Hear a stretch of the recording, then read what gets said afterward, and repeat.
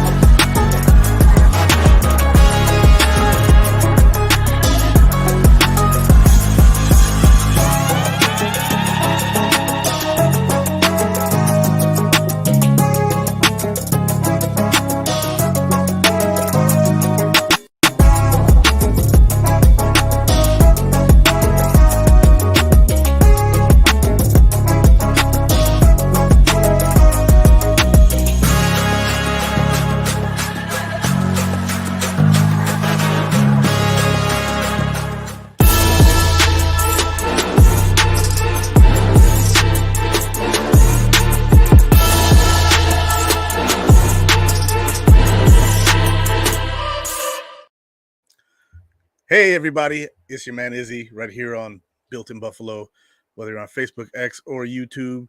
Happy to have you guys here. We're talking about the AFC East. We're doing way too early predictions on the AFC East record, and I need to make an adjustment because I see why they did what they did. Boop, so you can see my name. There we go. All right, there we go. So the AFC East, I'm going to go over the rosters. I'm going to go over the changes to the rosters, and then I'm going to go into my predictions based on that. Okay, that's probably the best way to do it because in the AFC East, there have been changes. There are teams who have drafted, signed players, released players. Some guys are missing on teams, and some guys are now.